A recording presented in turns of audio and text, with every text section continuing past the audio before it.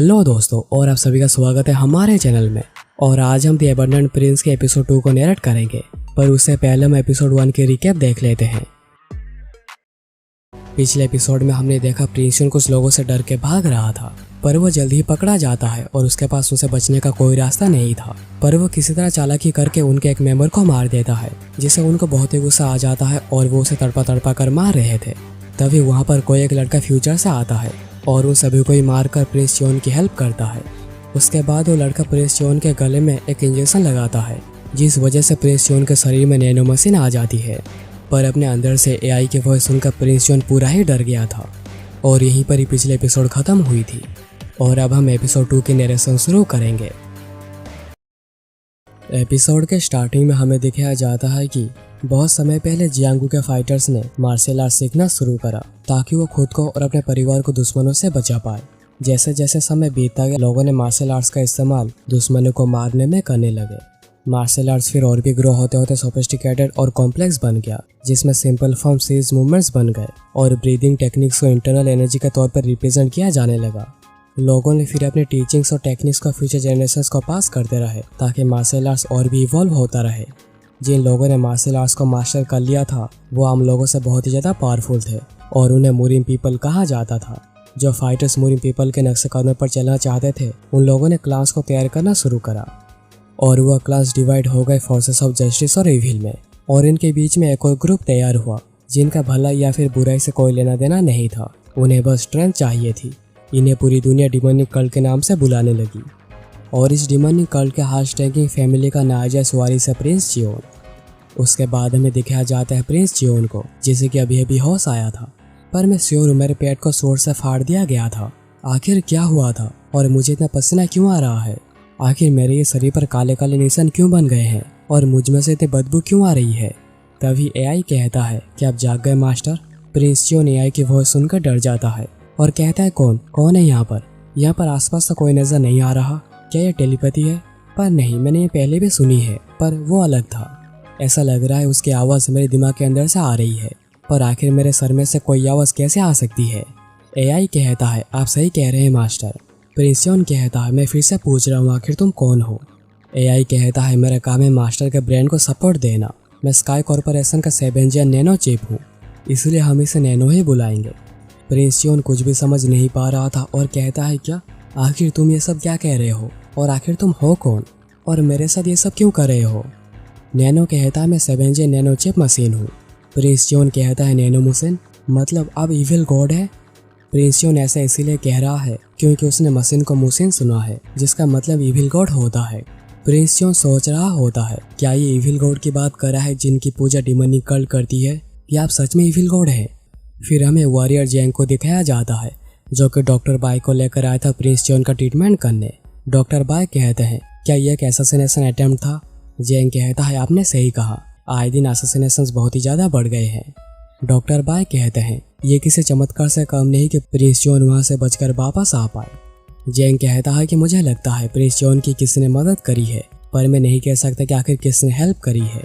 Doctor bye कहते हैं क्या तुम वहाँ के निशानों को देखकर कोई गेस कर सकते हो? जैंग कहता है वेल, मैंने अपने सामने जो कल देखा वो काफ़ी टेरिफाइंग था। ज़मीन पर लोगों की लोअर बॉडी पड़ी हुई थी, पर अपर बॉडी गायब थी। और ये लोग कोई आम लोग नहीं थे, ये लोग डिमोनिक कल्ट के मेंबर्स थे। उन सब में बस एक ही आदमी के पास पूरा शरीर था, जिसका सर में एक डैगर घुसा हुआ था, जो कि मैंने प्रिंस चियोन को दिया था। तभी अचानक से मुझे किसी के सांस लेने की आवाज़ सुनाई थी और मैं देखता हूँ कि वहीं पर ही पास में प्रिंस चियोन खून से लथपथ होकर पड़े हुए हैं। मैंने उन्हें तुरंत ही पहचान लिया। पर डॉक्टर बाय कहता है पर क्या उसके शरीर में कोई भी घाव नहीं थे? जैंग कहता है बिल्कुल सही, उनके सांसें ऐसे चल रही थी जैसे कि वो सो रहे हो। उनके कपड़े क्लियरली फटे हुए थे शॉट की वजह से, पर प्रिंस के शरीर में एक भी स्क्रैच नहीं था। डॉक्टर बाय सोच रहे थे आखिर कौन मदद कर सकता है? कल्ट लीडर तो खुद को इस समय इन्वॉल्व नहीं करेगा। मुझे भी कुछ समझ में नहीं आ रहा है कि आखिर ये सब क्या हो रहा है, पर जो भी हो रहा है ये सब काफ़ी इंटरेस्टिंग है। चलो मुझे जल्दी से प्रिंस चियोन के कमरे तक ले चलो। यहाँ पर प्रिंस चियोन नैनो को कह रहा था क्या वो आप ही थे जिसने मेरी जान बचाई थी गॉड? नैनो कहता है अगर आप उसकी बात करें जिसने आपकी जान बचाई थी दुश्मनों से, तो वो मैं नहीं था। पर अगर आप कह रहे हैं जिसने आपके शरीर को सेल्फ हीलिंग मोड में डाला था, तो हाँ वो मैं ही था। प्रिंस चियोन कहता है आखिर ये सेल्फ हीलिंग मोड क्या है? नैनो फिर जल्दी से इन्फॉर्मेशन प्रिंस योन के दिमाग में भेजना शुरू करता है और सर्च करता रहता है उन शब्दों को जो कि सेरा में और कल्चर में यूज करी जाती थी। नैनो कहता है मास्टर मैं कोई इविल गॉड नहीं हूँ जिसकी बात आप कर रहे हैं। प्रिंस योन कहता है तुम्हारी टोन अचानक ही काफी बदल गई, पर अगर तुम इविल गॉड नहीं हो तो तुम कौन हो। नैनो फिर कहता है मैं आपको जल्दी से जल्दी बेसिक इन्फॉर्मेशन और मैनुअल भेज रहा हूँ ताकि आप समझ पाएं कि आखिर मेरा इस्तेमाल कैसे किया जाता है। क्या आप इस इन्फॉर्मेशन को एक्सेप्ट करना चाहेंगे? तो प्रिंस योन हाँ कहता है। तभी अचानक से प्रिंस योन को उल्टी होने लगती है।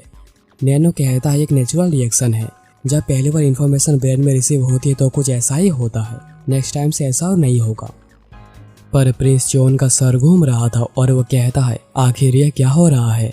Nano machines? तो क्या सच में मेरे शरीर में हजारों नैनो मशीन्स लगे हुए हैं? नैनो कहता है हाँ आप सही कह रहे हैं, स्पेसिफिकली कहूँ तो आपके शरीर में भी इतने मशीन्स लगे हुए हैं। प्रिंस योन सोच रहा था आखिर ये क्या है, ये ना ही इंसान है और ना ही भगवान। अगर मैं चाहूँ तो क्या मैं तुम्हें मेरे शरीर में से निकाल सकता हूँ? नैनो कहता है नहीं। नैनो कहता है आपने देख ही लिया होगा जो इन्फॉर्मेशन मैंने आपको भेजी है, मुझे ऐसा प्रोग्राम किया गया है, मुझे तभी बाहर निकाला जा सकता है जब आपकी डेथ हो जाएगी।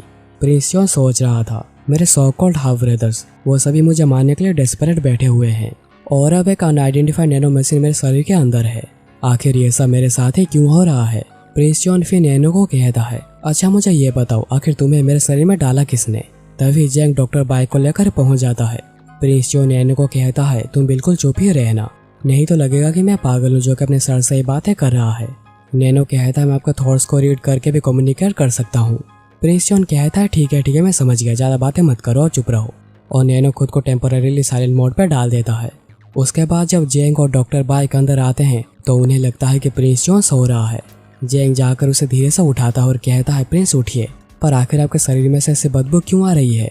डॉक्टर बाइक फिर कहते हैं प्रिंस योन तुम्हें याद है हम पहले मिल चुके हैं? प्रिंस योन कहता है हाँ बिल्कुल, मैं आपको कैसे भूल सकता हूँ, आप ही तो थे जो कि मेरे मॉम को देखने आए थे जब वो बीमार थी। डॉक्टर बाइक कहते हैं मैं तुम्हारे पल्स को चेक करना चाहता हूँ, मुझे अपना हाथ दो। डॉक्टर बाइक चेक करके कहते हैं ये तो बहुत ही अजीब है। जेंग कहता है क्या हुआ डॉक्टर, क्या प्रिंस के साथ कुछ गलत हुआ है? डॉक्टर बाइक कहते हैं नहीं, ये उसका अपोजिट है, ये प्रिंस के लिए बहुत ही रेयर अपॉर्चुनिटी है। प्रिंस योन पूछता है आखिर आप क्या कह रहे हैं? डॉक्टर बाइक कहते हैं तुम्हारा ये शरीर अंदर से पूरा क्लीन हो चुका है और तुम्हारी एनर्जी फ्लो भी एक्टिवेट हो चुकी है, क्या तुमने किसी तरह की कोई दवाई ली थी? प्रिंस योन ये सुनकर चौंक जाता और कहता है माफ कीजिए पर आप क्या कह रहे हैं, मुझे कुछ भी समझ में नहीं आ रहा। डॉक्टर बाइक कहते हैं तुम्हारे पास अब एक परफेक्ट शरीर है मार्शल आर्ट के ट्रेनिंग के लिए। प्रिंस योन ये सुनकर सोचने लगता है तो ये सारे काले धब्बे मेरे शरीर के अंदर की गंदगी है। प्रिंस योन अपने मन में ही पूछता है क्या ये सब तुमने ही किया है नैनो? नैनो कहता है आपके शरीर में जितने भी नैनो मशीन्स हैं उन्होंने आपके पूरे शरीर में से गंदगी को एक्सट्रैक्ट कर लिया है और आपके नसों को, जॉइंट्स को और मांसपेशियों को रीसेप किया है ताकि आपका ये शरीर एक परफेक्ट शरीर बन पाए। प्रिंस योन कहता है आखिर तुम क्या हो, क्या तुम श्योर हो तुम कोई इविल गॉड नहीं हो? नैनो कहता है मैं कोई इविल गॉड नहीं हूँ, मैं सिर्फ एक मशीन हूँ मास्टर। और इसका दूसरा एपिसोड यहीं खत्म होता है। तो दोस्तों ये था द एबंडेंट प्रिंस का एपिसोड 2। कमेंट करके बताना कि तुम्हें मेरी नरेशन और इसके एपिसोड 2 कैसी लगी। और अगर तुम्हें मेरे एफर्ट्स पसंद आए तो वीडियो को लाइक करना मत भूलना। और अगर ऐसे एपिसोड्स को मिस करना नहीं चाहते तो चैनल को सब्सक्राइब करके बेल आइकन को ऑल पे सेट कर देना। तो चलो मिलते हैं अगले एपिसोड में, तब तक के लिए bye. Even when you feel low, you can still go. Even when you feel slow, you can still go. Even when there's no hope, you can still go. I never answer to no, man, I still go. Go, go.